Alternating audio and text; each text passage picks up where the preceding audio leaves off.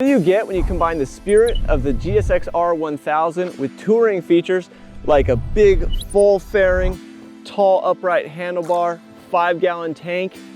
You get the 2022 Suzuki GSX-S1000GT. Add 36-liter hard bags standard and an optional tall windscreen, and you get the GT Plus. This is Suzuki's latest sport touring package, and it comes after a long line of Suzuki sport touring models like the Bandit, GSX-1250, bikes that really balance that sporty character and comfortable touring. Welcome to Paso Robles, California, the destination for our first ride on the GSX-S1000GT. Today we're riding the Plus model. Again, that adds the 36-liter hard bags, and you get an optional taller 2.75-inch taller screen. Today we've got the standard screen on it, but this is Suzuki's latest sport touring model. They are putting a lot of emphasis on sport, and so far it's a really fun package. We did about 300 miles on the bike yesterday. We've got about another 250 or so miles to go today. It's been a really good test of this platform because we've done, well, a little bit of everything. We did some city riding, we spent some time on the freeway, and then, as you should, we hit some really cool back roads on this bike.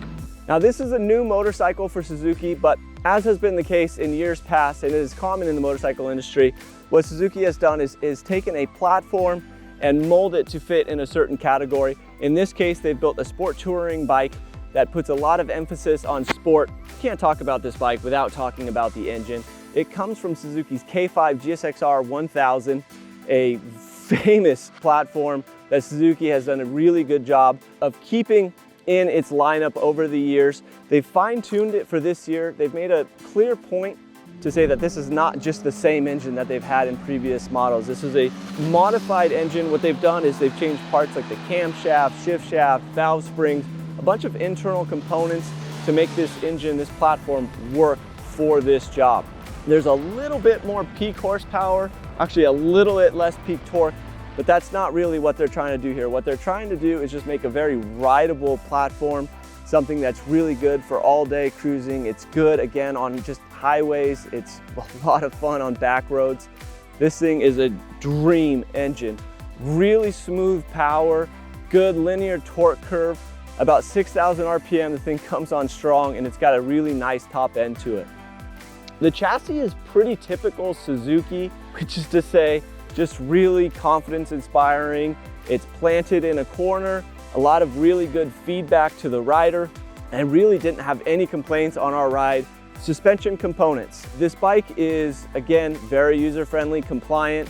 We made a couple small changes to the suspension yesterday. There was a little bit of movement to the bike, but we were able to get that settled down, making it a lot of fun when the ride gets a little bit more spirited, which it did, and which it will when you have a bike this good. Again, standard on the GT Plus, you have these 36-liter side bags, color matched as you can see. Suzuki's got a 6.5-inch TFT display. This is actually the first TFT display that they've put on a bike, and it's a fantastic system. It was definitely worth the wait. Something we probably wish we would have seen on the Naked 1000, but also something that we'll probably see on Suzuki's going forward because they've done such a good job with it.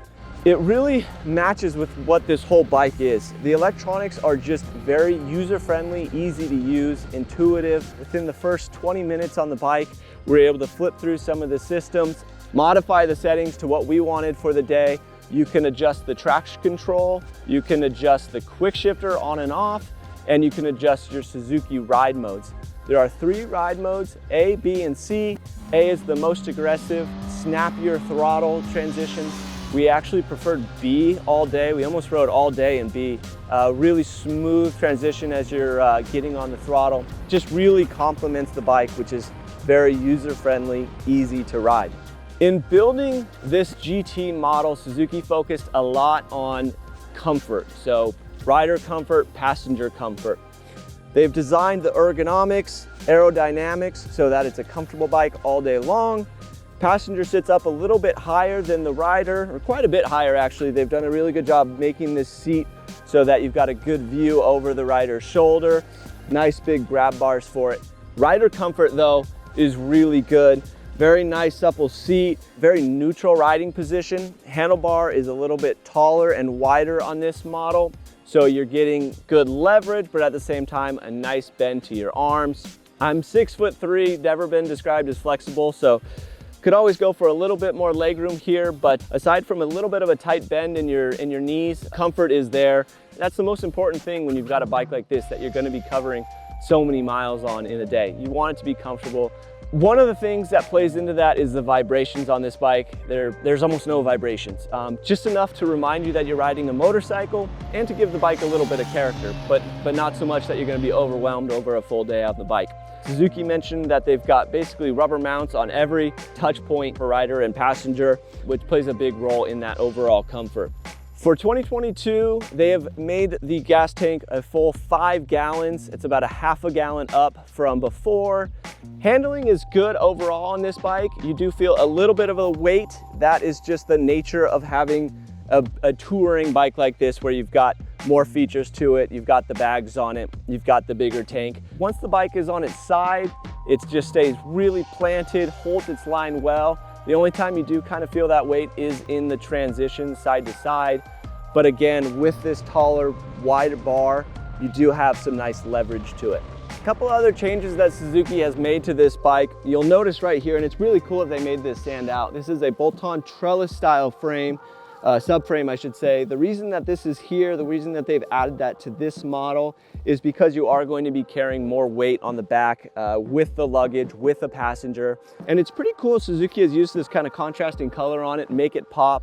A lot of the things you're gonna notice on this bike is Suzuki building in that sport character, that sport lineage that they have and that they're very proud of from their GSX-R models of the past. You're gonna see that a lot in features like the bi-directional quick shifter, which works beautifully. A really nice feature on this bike. And again, one of those things where you really feel that fun, sporty personality of the bike. Okay, so big picture, what do you have with the GSX-S1000GT Plus? You have a fantastic sport touring bike that really focuses on the sport element of the category, but also, again, very comfortable for a longer ride. This bike is really nice in that it's well placed in terms of pricing and features. We're looking forward to riding home. Again, another 250 miles on this bike. That's gonna be about 500 miles over 2 days, or a little bit more actually. So good experience, and can't wait to get this thing back on the road soon.